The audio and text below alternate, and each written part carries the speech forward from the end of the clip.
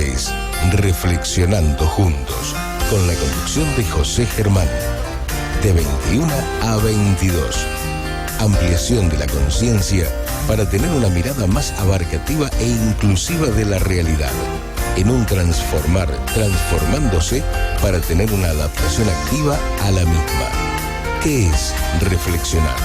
Es una aptitud humana que nos diferencia de las otras especies. Repensar lo pensado, lo sentido y lo actuado. Cuanto más se practica de una actitud, se convierte en una actitud permanente en la vida de cada uno. Esto es Reflexionando Juntos. Buenas noches, estamos en Reflexionando Juntos, junto con Víctor. Hola, Víctor. ¿Qué tal? Buenas noches, José. Buenas noches, audiencia. Bien. Los teléfonos, pero después siempre me olvido y listo. Hay que conectarse. Fijo, Laura al teléfono, mensajes o al aire, 558-0945, y mi celu, mensaje de texto exclusivamente, 156-382-997. Repito, 558-0945, 156-382-997. Pasa que a veces me mandan mensajes a celular y cuando termino acá lo recibo. Pero bueno, es la regla de juego, hasta ahí de la técnica, porque estamos acá como si fuera una jaula de Faraday, que es hablamos, usted lo ven en televisión también, no entra la señal, pero bueno, a veces entra, a veces no entra, no sé por qué fenómeno sucede, pero es así. El electromagnetismo nos engaña. Faraday. Sí, Faraday es. Claro, que tiene que ver con todo eso. Bien, vamos a agradecer primero la presencia del imam Walter Calieri, sí, que estuvimos hablando sobre si el Corán es violento en cuanto a que el terrorismo usa, sobre todo el terrorismo islámico o musulmán, usan el Corán como justificación de su actitud de vida y de muerte. Quiero recordar, voy a tirar algo que bastante gente me puso, hice una síntesis. Si el Corán sirve para, para el terrorismo, la explicación que dio Calieri, mucha gente no le gustó, porque dicen que lo que él habla es que lo sacan de contexto. Porque dice que lo explicaba que era en otras épocas y otros motivos. Se preguntan por qué no cambian el Corán. Con la Biblia pasa lo mismo y con el Nuevo Testamento pasa lo mismo. Hay partes que son muy agresivas y tampoco se cambia. Porque él dice que saca de contexto y le hace acordar cuando los políticos en Argentina hablan, me sacaron de contexto cuando dicen alguna cosa, es lo que un poco planteo. Claro. Estoy hablando de lo que me dice la gente que lo escuchó. A la gente que decirle que también hay doctrinas para estar más en este mundo, porque esto es una interpretación de hombres, ya no es una interpretación, de fe, que supera incluso la religiosidad, que es también de hombres. En la doctrina incluso político-económica sucede lo mismo, sino Max Weber, que es uno de los paladines de la democracia, también hablaba de la rigidez y del poder que esté estructurado de determinada manera. Y también lo tenemos a Nicolás Maquiavelo, que ¿quién no lo usa ahora? Que también fue el eje político para incidir para que el príncipe triunfe. Si la gente piensa esto, también diría, qué violento que era Maquiavelo, qué violento el Max Weber, qué violento también todo Thomas Jefferson, Benjamin Franklin. Creo que la gente se equivoca. Yo lo tengo que decir claramente, hay diferencias. No estando Walter Calieri, quiero defenderlo porque el Corán son textos sagrados. El gran problema, podemos decir, del islamismo, es que de la vertiente abrámica justamente es una parte donde es despreciada justamente por el eje vertical del cristianismo, donde Abraham tiene sus sucesores, y en esa instancia, incluso del judaísmo también despreciado por los dos. Y el problema del islamismo es la defensa del territorio, porque justamente Dios le plantea, vas a ir a ser padre de pueblos, también vos, Ismael, pero defendiendo el territorio. Y ese es el gran problema. Habríamos que hablar más de geopolítica y la gente no tendría que ser tan ignorante, tendría que entender Y tenemos que extender esto de la geopolítica y estrategia, porque ahí está todo como se ha multiplicado. Y también los occidentales somos los que hemos impulsado. No han escuchado mucho el programa CB. El tema de hablamos de los poderes hegemónicos que incidieron, y no es el Corán, sino que la estrategia de los hombres, la palabra de los hombres, la interpretación de los hombres, lo que pasa no es que la fe. Está bien, siempre es la palabra del hombre. Claro. Y fíjate vos que ahora hay un artículo que la NASA dice que la Biblia es correcta, que toda la Biblia es correcta. Y no es cierto. Pero, o sea, permanentemente... Esa idealización... La gente, exacto, la gente de la fe hace correr, digamos, información que es deformada. Claro. Porque que vea que la NASA dijo eso, y en el Éxodo, que todos sabemos, no existe ningún indicio en todas las astrologías, la arqueología que hay inicial, que es el mejor arqueólogo del mundo, que hay un libro que es la Biblia desenterrada, que no encontraron ningún indicio en los 70 años que está Israel en el país. Porque hoy es Yom HaShoah, tener independencia de Israel, hoy. Claro. Justamente, 68 años cumple. No encontraron ningún indicio de que el Éxodo fuera cierto.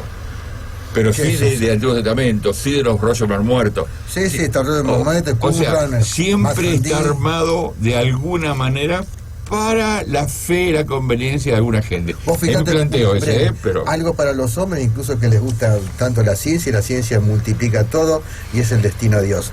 Para marcar para los que piensan así. Bueno, Stephen Hawking ha dicho, y esto parece ser que son ya expresiones de casi 20 años atrás, que ya se puede vencer prácticamente la velocidad de la luz con ciertas naves para llegar a esos sitios que ellos plantean, por ejemplo a Marte, que les duraría el viaje quizás 20 años, pero se lograría hoy.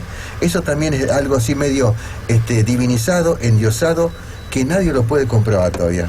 Porque uno diría, no hay elementos para llevar las naves. Ni siquiera Stephen Hawking, el científico más importante de esta época. La teoría de Einstein, parte de la teoría de Einstein, la pudieron, el año pasado se puede comprobar que es cierta. Sí, hay cosas que todavía están... o sea, por digo que no. Por eso que los hombres no podemos, las exactitudes... Yo lo que trato siempre... Por eso uno hablaba de la fe y la creencia que otra cosa. Totalmente. Claro. Bien. Vamos a pasar una gacetilla para el sábado 14 de mayo, en Corrientes 3045, hay una clase abierta de biodanza, o sea, el lugar que auspicia Gustavo Melero, en la cual Jorge Guido va a ser el operador, digamos. Así que si el que quiera ir, libre y gratuito, Corrientes 3045, 19 horas, este sábado que viene. Bien.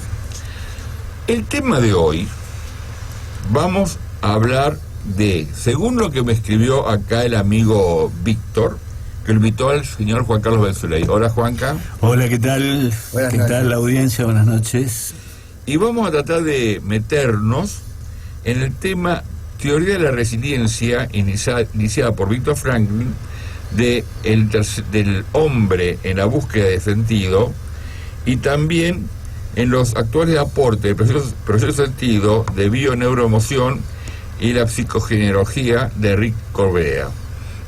Así que vamos a empezar con el que empieza a desarrollar, y vamos a hacer algunas preguntas o aportes, tanto Víctor como yo. Señor.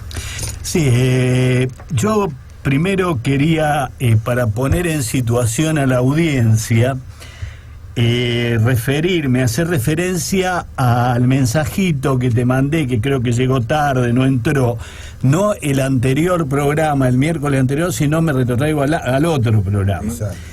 En ese mensaje, a los que me están escuchando, realmente me conmovió, le decía recién afuera del estudio a José, lo que él dijo, me movilizó, y eso me llevó a mandarle este mensaje, que decía lo siguiente.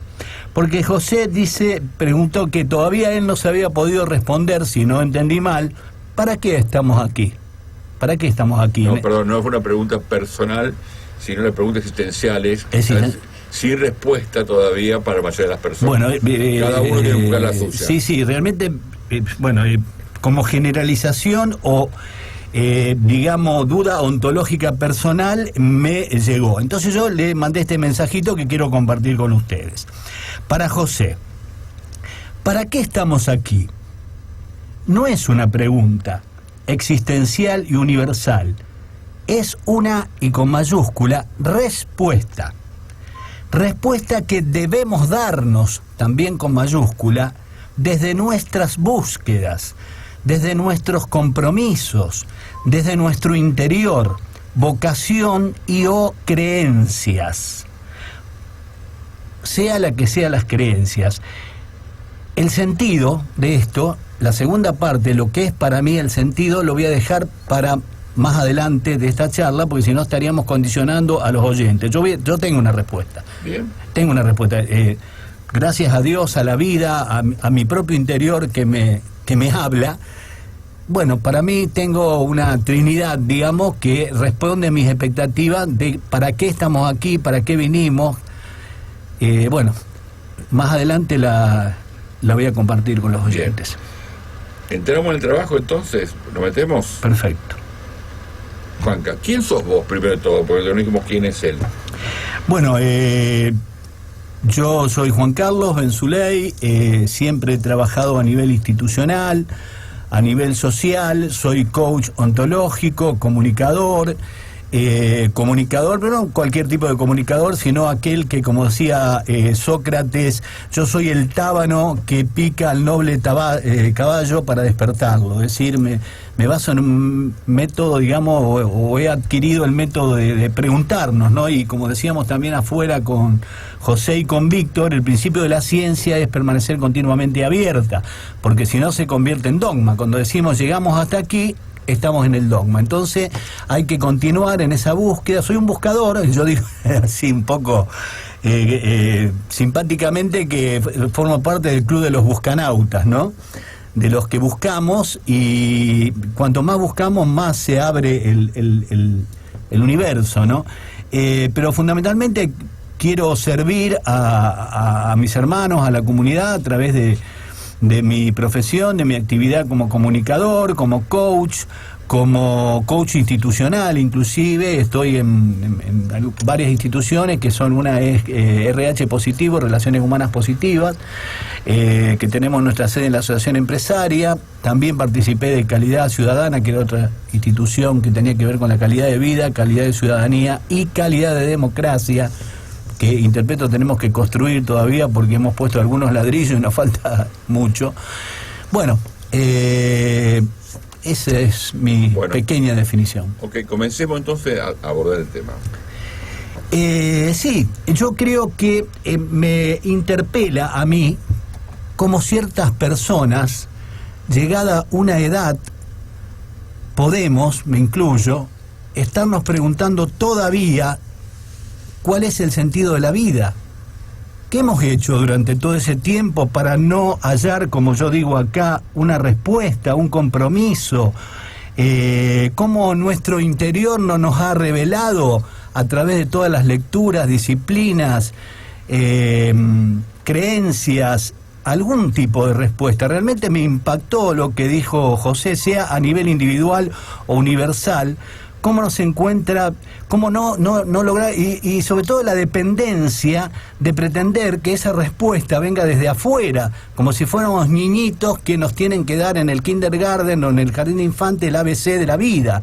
Yo creo que llegada a cierta edad, tenemos que entender que tenemos que hacernos responsables, y precisamente la palabra responsable quiere decir responder con habilidad de nuestras propias respuestas. Por eso digo que ¿para qué estamos aquí? Siento esta premisa. No es una pregunta, tiene que ser una respuesta, y tiene que ser una respuesta que debemos darnos nosotros mismos de donde sea, desde nuestros compromisos ideológicos, políticos, sociales, personales, desde donde pongamos el amor, se llame como se llame, o sea quien sea, desde nuestras búsquedas y desde nuestras creencias. Yo revalorizo la palabra creencia porque me baso en la física cuántica, que actualmente dice que aquellos que creemos lo estamos creando, por lo menos para nosotros. Lo que creemos, lo creamos. Entonces, realmente... O sea, perdón, Juanca, para vos, la existencia es una construcción desde lo mental. ¿Estás diciendo eso? Sería muy limitado. La mente para mí... La mente o del ser humano, de sus pensamientos. La mente para mí es el esclavo fiel del ego. Hay algo más profundo, que es la conciencia, que es la interioridad. Okay. Pero siempre la existencia es en tanto y cuanto el hombre existe. Según tu mirada. No sé, no te entiendo qué me querés decir. Vos estás peleando, lo que creamos es lo que creemos. No, eso lo dice la física cuántica. Tampoco lo dice así tan cierto la física cuántica. Lo hace muchos autores que hacen decir eso a la física cuántica.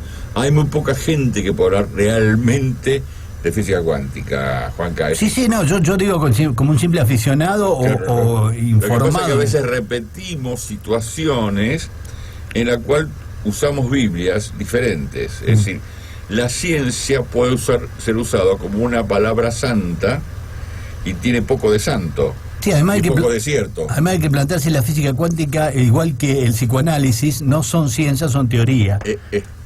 Correcto, a eso me refería. Pero para entenderte lo que estás planteando, ¿vos vas a hablar de autores o vas a abordar de otra manera? Como vos quieras. Lo que pasa es que Víctor, y yo lo promocioné desde la resiliencia y el sentido de la vida de Corbera. Por eso te pregunto qué vas a abordar, pues si no... Es una reflexión y después, bueno... El eje que no es solo cerrado acá, sino que yo desearía que se abra a todos los que nos están escuchando o nos van a ver o nos van a escuchar más adelante por internet. El eje es esta pregunta: ¿la vida tiene sentido? ¿Y qué sentido tiene a la vida? ¿Y qué sentido le damos a la vida? Yo una vez, hace mucho, cuando tenía 20 años, di una conferencia y la planteaba en 3 o 4 pasos, ¿no es cierto? Primero, la gran pregunta es ¿qué sentido tiene la vida? Así, una cosa, como vos decías, ontológica, universal.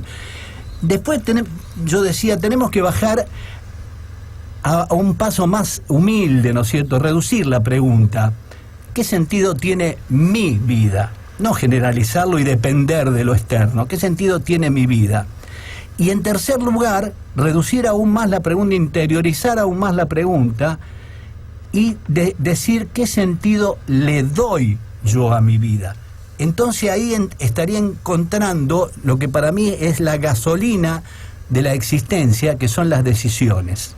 Estaría siendo independiente del ser y estar del mundo y pasaría a tomar un protagonismo muy fuerte a partir de mi interioridad y a partir de qué sentido le doy yo a mi vida. Entonces, en tanto y cuanto, hay un dicho que dice: si quieres conocer el mundo, describe tu aldea. Bueno, yo empezaría por tratar de arreglar, pintar mi aldea, generar relaciones de convivencia en mi aldea, y creo que ahí el mundo pasaría a ser distinto también.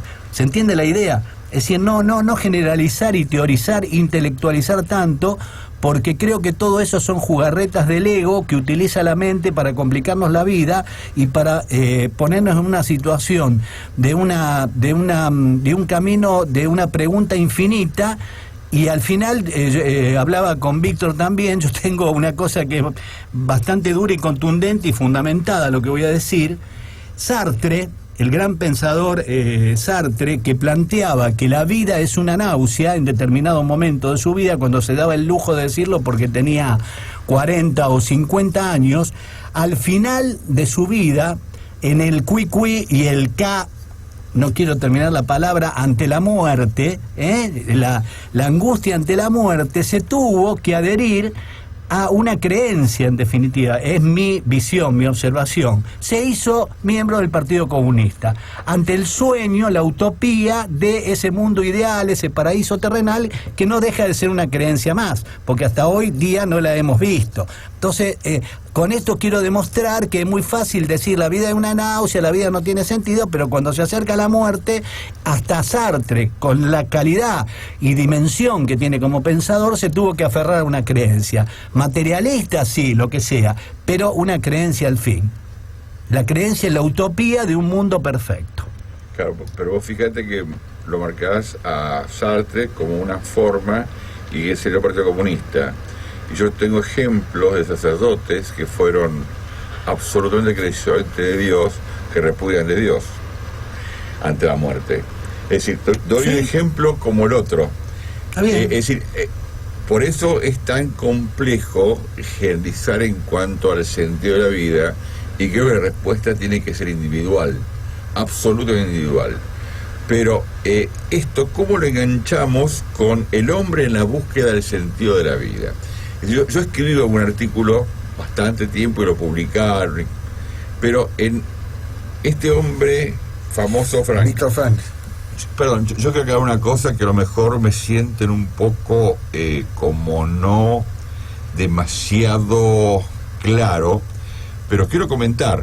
Me operé de un ojo el lunes pasado, tengo menos de 48 horas de operación, tuve cataratas, entonces todavía no estoy, digamos, demasiado en mi mejor momento, pues estoy evolucionando la operación, vine a hacer igual el programa, pero no estoy demasiado claro, así que si ven que estoy medio tontuelo más que de lo costumbre, pido disculpas, pero entiéndanme que es simplemente una realidad del sentido también de mi vida. Ojo, es loable tu actitud de estar aquí. Sí, y nada, además quiero agradecerte, no lo hice, de que, y a vos, Víctor, también, de que me hayan invitado al programa. Ojo, valga la metáfora, porque si José era peligroso con sus reflexiones con un solo ojo, ahora con los dos, gárrense de lo que... Tengo un ojo y un poquitito más, pero bueno. Ahora va a ir más profundo todavía.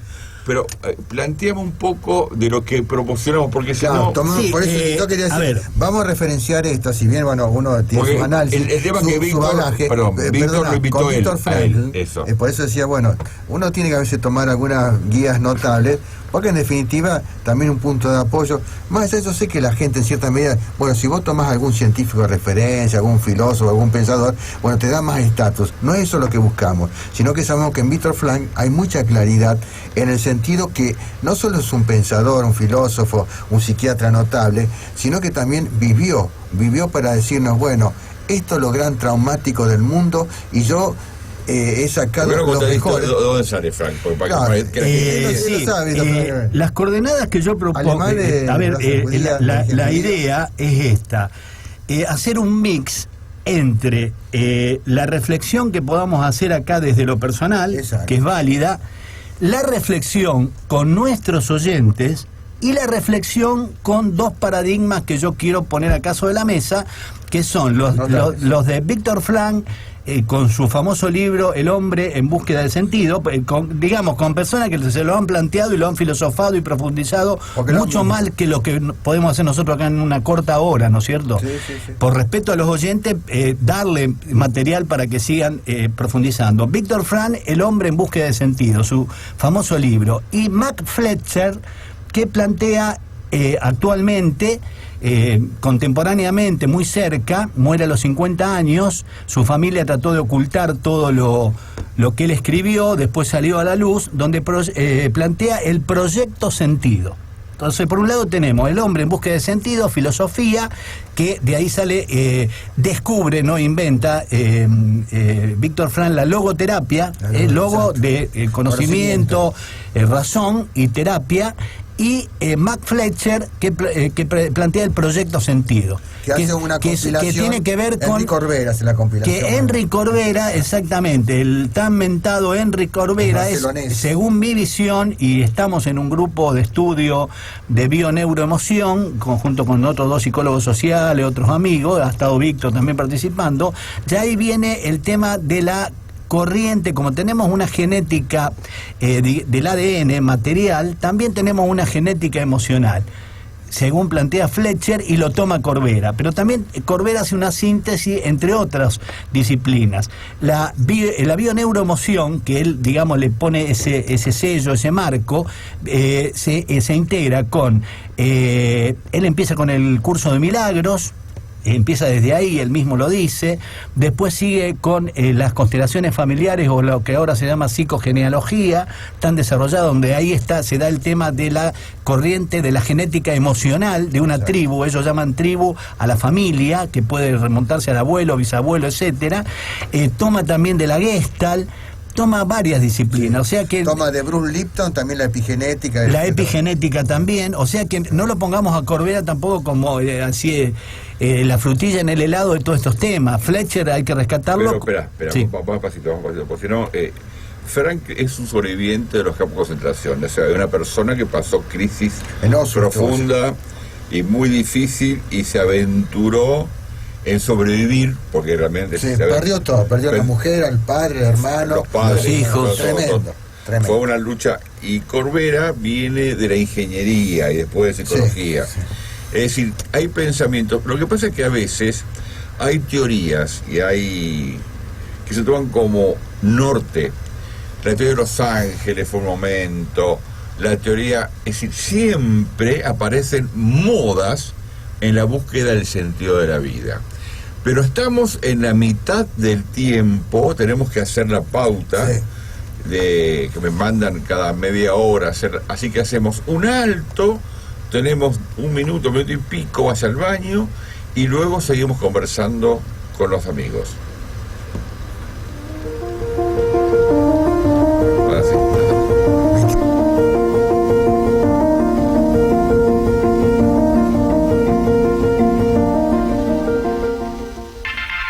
Compartimos juntos la mejor música. FM Latina 94.5 MHz. Me quedo con vos, yo sigo de largo, 94.5 MHz. Toda la onda y la energía positiva están acá. Están acá. FM Latina. Comienzo de espacio publicitario. ¿Querés seguir contando con la calidad que te brinda tu actual cobertura médica, pero a un costo razonable? Cambia por Esencial.ar. Llámanos al 523-2251. Vuelve a Rosario, totalmente renovado. Maravilloso Circo Rodas, ganador estrella de mar 2016. En Oroño y Costanera, frente a los hilos Davis. Rodas. FM Latina. Fin de espacio publicitario.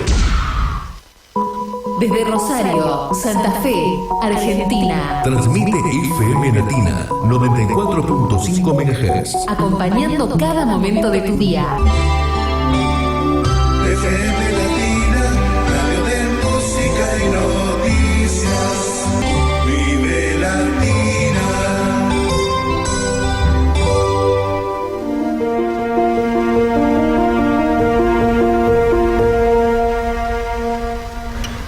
Estamos en el aire 558-0945 156-382-997.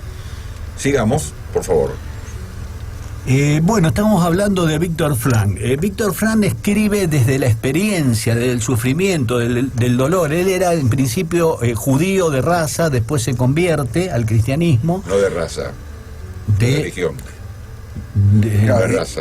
Alemán, Bueno. claro, de origen. Frank, bueno, no tenía esa información. No, los judíos no es una raza, es una religión.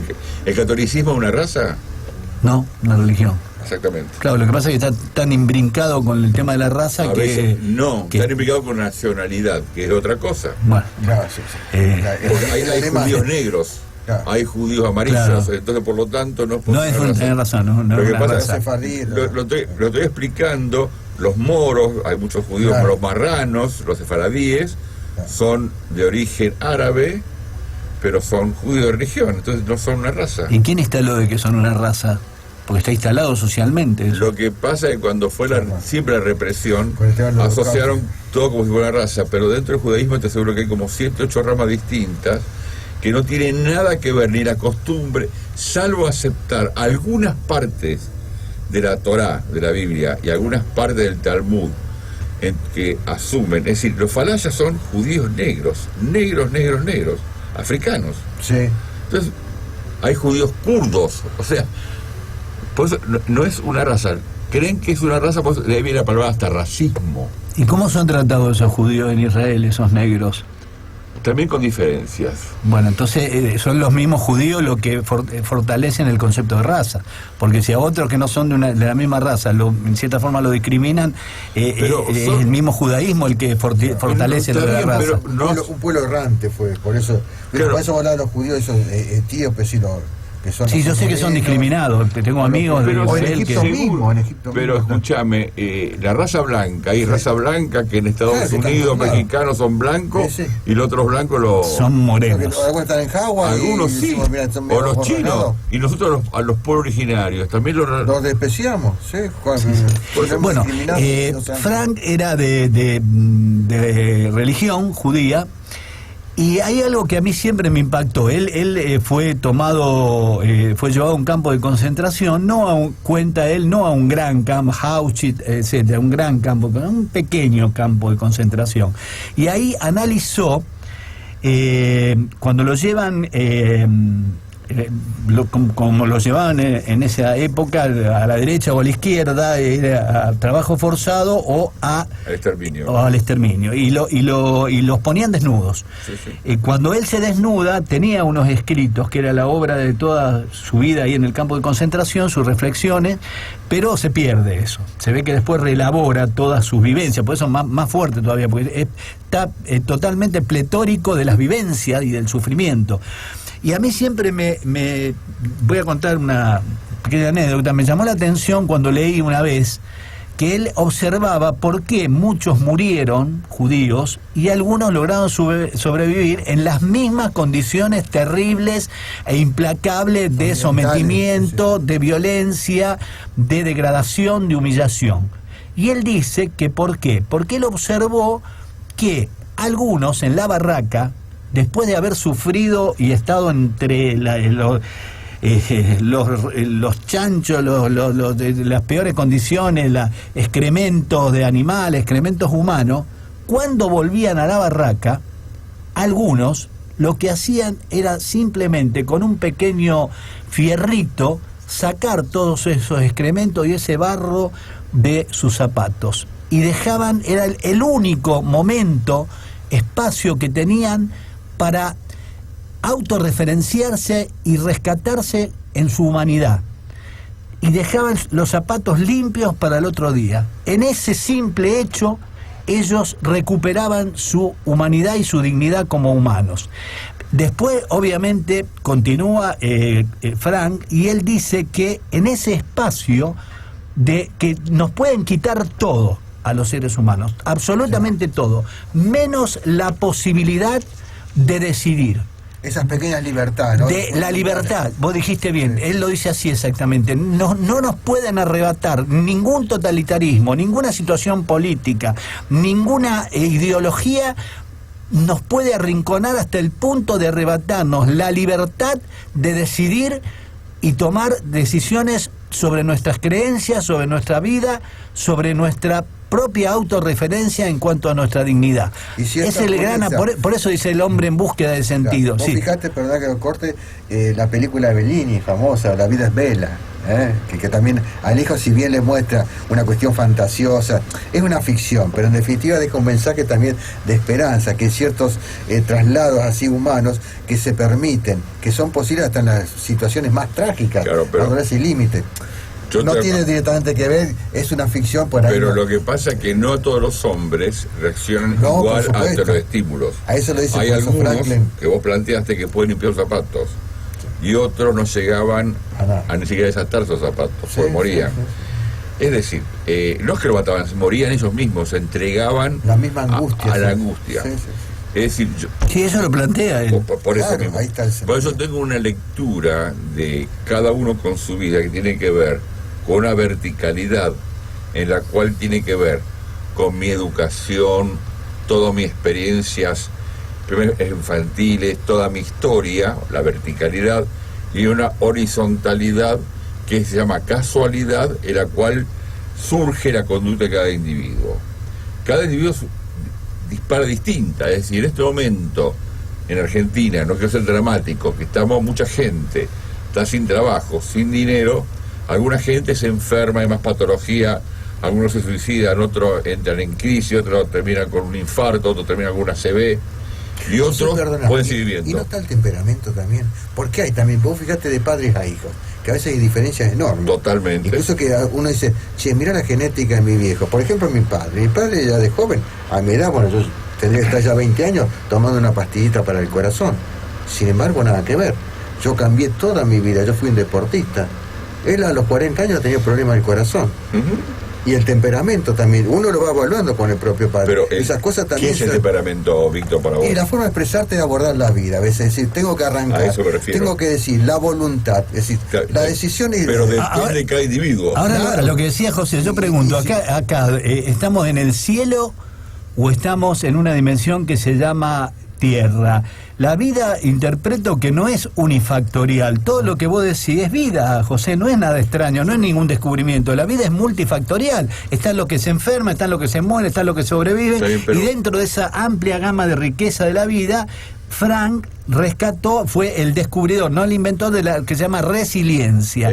La capacidad que tienen algunos individuos hoy o ayer pero no es de todos los individuos, es de algunos individuos. ¿Y quién dijo que es de todos? No, Ni Frank lo dice. Por eso, ahí es lo que planteo, que hay la verticalidad de mi historia y con la actualidad coincide o da la conducta de cada individuo, pero es personal totalmente. Sí, la respuesta es personal. Y la resiliencia tiene que ver con la actitud personal. Es decir, la resiliencia, ¿qué es? Todo aquello que nos pone en un brete, hay gente que sale más fortalecida que otra, y otra gente sucumbe al intento de nada. Por eso digo que la resiliencia viene de la física, en la cual cuando se pone un metal, se estudia en ingeniería física, en ingeniería mecánica. En un medio hostil, como el calor y el frío extremo, queda en acero, por ejemplo, se transforma de un hierro, se transforma en acero. Después se lo pone en frío y recupera su consistencia. Entonces, muchos humanos le pasa eso. El famoso dicho viejo, aquello que nos mata fortifica. Es el famoso dicho campero. Bueno, pero rescatemos que si bien hay una diferenciación en las reacciones humanas, como vos decís, porque forma parte de la vida y siempre fue así y seguirá siendo, rescatemos que hay un valor, por lo menos yo lo rescato y lo quiero transmitir a los que nos escuchan, que se llama libertad interior o la capacidad de elegir y de decidir, porque si no seríamos esclavos de cualquier determinismo, y yo personalmente no me quiero resignar a ese paradigma del determinismo, sea material, sea político, sea religioso o se llame como se llame. Reivindico la capacidad interior del ser humano de darse cuenta. Claro, pero justamente eso es lo interesante. El insight, pues darse cuenta, lo que vos estás hablando, tiene que ver con esa posibilidad de ser libre de verdad. Porque la libertad es un valor aparentemente absoluto, pero totalmente relativo, porque uno es dependiente de factores exógenos, y cómo haces para salir de esa trampa del factor exógeno. Por eso, pero por eso tiene que ver con la conciencia. Pero cuando preguntamos para qué estamos aquí, es una pregunta que lanzamos hasta el exterior para que venga algún papito ideológico, religioso, político, lo que sea, decirnos para qué estamos aquí.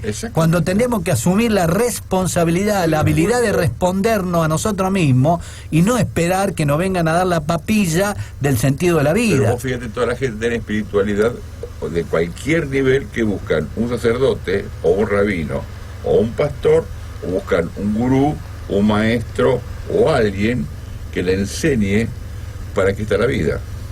Claro, la idolatría, se buscan ídolos, los ídolos de barro. Pero aunque no sean ídolos, buscan un maestro que lo enseñe. Mirá, un sacerdote en un libro brasilero que yo leí hace mucho planteaba, se puede creer o no, esto está de acuerdo o no, que como existe el instinto de supervivencia, de sobrevivencia, ¿no es cierto?, de defecar o de comer, él dice, que es un filósofo y antropólogo y sacerdote, que hay también en el hombre un instinto de religaren, religioso, de volver a unirse al todo. Los medios serán X cantidad y hay para todo, ¿no es cierto? Y más con la New Age y todo lo que decía José. Pero que es un instinto, la necesidad de la totalidad.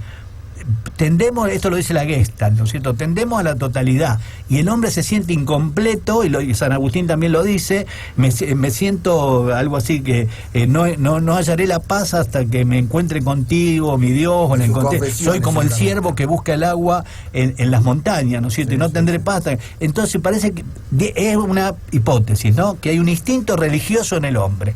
¿Cómo se dé respuesta a eso? Bueno, Lo dijo José. Pero el hito religioso no tiene que ver con Dios. No. Un marxista tiene un hito religioso.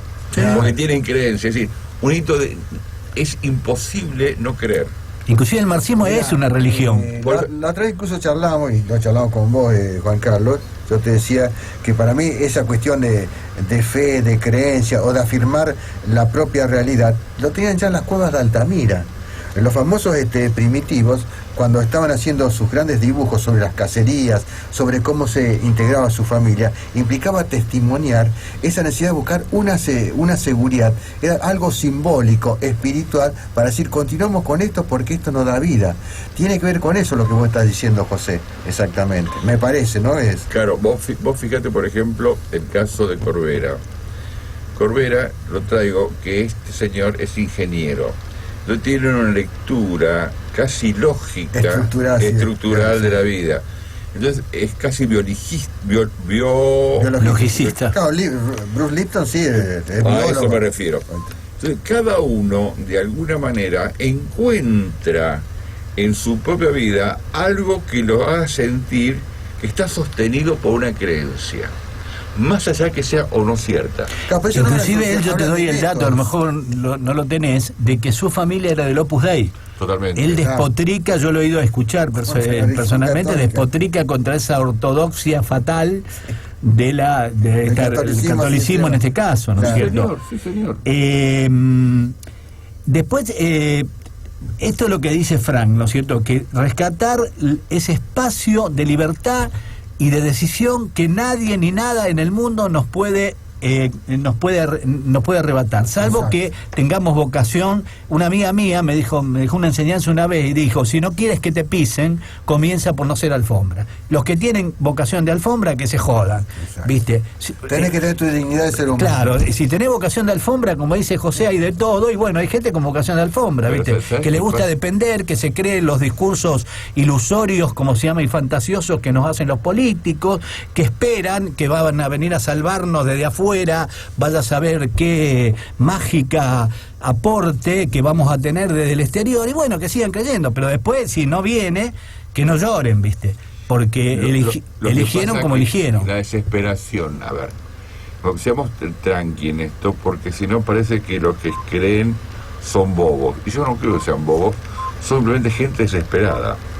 Vos fíjate, las personas que tienen cáncer, un familiar con cáncer, buscan cualquier solución loca, cualquiera. Dicen, hay que ir a la montaña tal porque hay una bruja que te tira las cartas, te tira las piedritas, y entonces vos esas piedras comés a tu familiar y se salva. Y vos como padre, con un hijo que tiene cáncer, que los médicos te dicen no hay nada que hacer, hacen lo que sea. Es decir, de eso viven mucha gente, pero yo no creo que tengan vocación. Ellos tienen desesperanza, o son desesperados. Sí, y es comprensible también. A eso me refiero. Pongo el cáncer como un ejemplo de lo que pasa en este momento en este país. Mucha gente quiere creer y necesita de alguna manera tener una esperanza para poder levantarse el día siguiente. Pues hay mucha gente que no se levantaría. No se levantaría. Mirá, no iría a trabajar más. No quiere más Lola. Yo lo que siento como ciudadano... Sin criticar a Macri y a Cristina, no estoy hablando de general. No quería hablar de esto, pero realmente me produce mucha indignidad en el sentido de falta de dignidad y en el sentido de indignación como ciudadano, de sentirme parte de un pueblo y de una nación mendicante, de una nación de mendigos, que desde Rivadavia hasta acá, y todavía no se sabe qué pasó con la plata que pidió Rivadavia y quién se la llevó, venimos mendigando al mundo como si no tuviéramos capacidad, y ahí volvemos al tema de elegir, de decidir, de tener autodeterminación, de ser un pueblo y un país que produce, que crea riqueza, que genera sus propios medios de supervivencia, y no tener que estar esperando el milagro de que vengan a darnos como si fuéramos pordioseros. Me siento un pordiosero argentino y nunca voy a aceptar formar parte de una sociedad mendicante, como nos han llevado y nos están llevando, y parece que esto nos marca desde el principio de nuestra historia. Y acá aprovecho para engancharlo y que iba a decir, para mí, ¿cuál es el sentido? Dale. Para mí el sentido está en algo que, no sé, me surgió y lo siento así, es una santa trinidad, digamos, particular. Para mí el sentido está en la unidad, en recuperar, si la palabra religar quiere decir volver a unir, para mí está en la unidad. Jesucristo dijo, Padre, en su última oración, antes de ser tomado prisionero y entrar en el Calvario, Padre, que todos sean uno, como tú y yo somos uno. ¿Qué quiso decir en eso? Que Dios, muchas veces cuando el hombre se quiere hacer Dios, Dios se hizo hombre, y eso es también todo un mensaje, ¿no? Está en la unidad que planteaba no solo Jesús, la planteaba Francisco de Asís, cuando dice, ¿cómo se llama? Hermano Sol, hermana Luna, la gran fraternidad universal, en la unidad que plantea el taoísmo, cuando habla de la unidad de la vida. Creo que la unidad es una vocación, ese llamado a la completud está en todo corazón humano, no en la mente, en el corazón humano, en la profundidad, lo que podríamos llamar la más profunda de las conciencias del ser humano. Esa sería una de las palabras que para mí me da sentido y creo que puede dar sentido a la vida de las personas. Estar en el camino de la unidad y llegar a esa unidad con Dios, a esa unidad con el hermano, a esa unidad inclusive con un ideal de vida que justifique y le dé sentido levantarse cada día y pelearla cada día. La segunda palabra que para mí tiene gran poder y puede llegar a empoderarnos si realmente la dejamos que trabaje en nosotros, es la liberación. Entiéndase, la liberación personal y social. Yo creo que todos los grandes maestros, Jesucristo, Buda, Gandhi, todos los grandes maestros que son y han sido, han traído un mensaje central, el de la liberación. Jesús dijo, conocerás la verdad con mayúscula y la verdad te hará libre. Buda también dijo que hay que liberarse de todo tipo, hay que liberarse del sufrimiento a partir de combatir la ignorancia, etcétera. Para mí la liberación, y no solo liberarnos de los condicionamientos externos, que son muchos, en lo político, en lo económico, bueno, José explicó que un montón de cosas. También liberar lo que Jung llama la sombra, que en tanto no se convierta en luz, es sombra. Liberar ese Dios interior que todos llevamos dentro y que los tenemos ahí aprisionados entre nuestros miedos, dudas y preguntas, por ejemplo, ¿qué sentido tiene vivir? Es una coraza más para que ese Dios no aflore y hable sobre todo. Y la tercera palabra es la trascendencia. Se le llame como se le llame, se la sienta como se la sienta y se la crea como se la crea. Creo que son tres palabras, a mí le dan sentido a mi vida. Unidad, liberación, que nadie nos llegue a oprimir, ni política, ni religiosamente, como decía Jesús, ni de ninguna manera, y entrar en el camino de la trascendencia. Entender que hay una forma de trascender. Esa gente la hallaba limpiando los zapatos de los excrementos. Otros la encontrarán, no sé, realizando una vocación, qué sé yo, pero creo que esa trascendencia, y aún la trascendencia de ese gran fantasma que es la muerte, ¿no? Comprender que no todo se agota aquí, que esto es una dimensión, una parte del todo. Y la trascendencia me parece que debe ser el amor, porque en definitiva vos vas recorriendo todos los caminos, que parece para ir extraño, ¿no? Tan alejado de este tipo que está diciendo. Lo que pasa es que no entendemos pues el amor, no es ese vínculo de una persona a otra, sino que vos dijiste, hay cosas que se hacen con humildad, se hacen dejando de lado cosas de uno, dejando las cargas de uno. Esa es la trascendencia, ahí se logra el amor. Es muy difícil entenderlo de esa manera. Lo digo esto porque Enrique Correa también habla en una parte, yo estaba observando, que él habla un poco de su mentor, que yo estoy hablando como David Hawkins. David Hawkins es un psiquiatra también, el creador de la famosa teoría de la ortomolecular. Ustedes lo van a sentir mucho, pero él habla de la limpieza, habla del dejar ir, el camino de la entrega. Dice, vive tu vida como una oración, dice en un momento David Hawkins. Y en uno de los escritos, y un homenaje que le hace Enrique Correa a David Hawkins, dice que la paz anida en todos nuestros corazones con amor.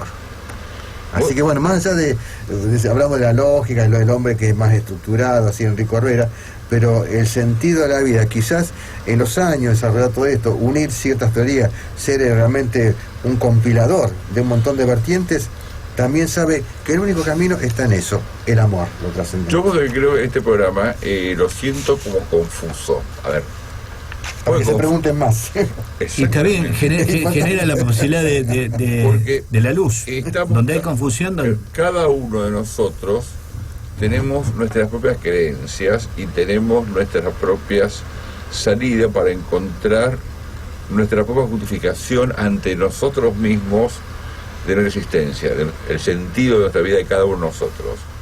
Y cada uno de nosotros lo ve de una manera distinta. Es decir, si a mí me preguntan, y quiero ser en esto concreto, ¿cuál es el sentido de mi vida? Para mí es el conocer, el saber. Para otro puede ser el amor.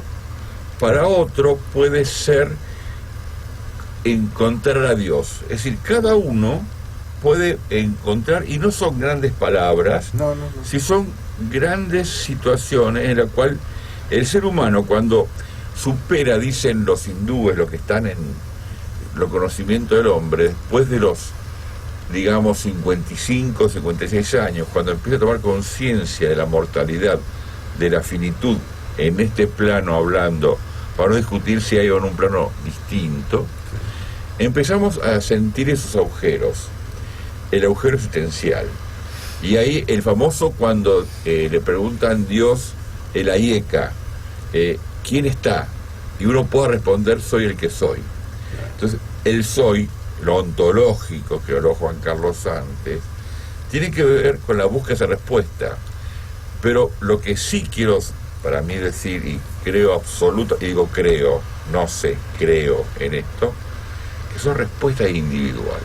Sí, yo por eso es lo que nos une a los tres, que quizás vos lo dijiste sin decirlo, el camino. Ponete a analizar, el camino es lo que nos trae. Y justamente, desde el punto de vista, claro, Jesucristo es el camino, la verdad es la vida. Vos hablar del gnosticismo, porque tu postura es gnosticista también. Si no sabes si es un Dios, pero es un camino, el conocimiento, que es la conciencia. Conciencia con ese también. Y ahí te une justamente a lo que uno desarrolla también con el Dios, el otro Dios, el yo soy. El Tao, la palabra Tao traducida quiere decir camino. Claro. El camino. Yo querría plantear lo siguiente. Claro. Primero, y esto compartirlo con, yo me siento unido en este momento con vos que me estás escuchando, seas quien seas, te siento ahí y plantear ¿qué sentido tiene para vos la vida? Esto vale para este programa y vale para internet, que José me dijo que participa bastante la gente. ¿Qué sentido tiene para vos la vida?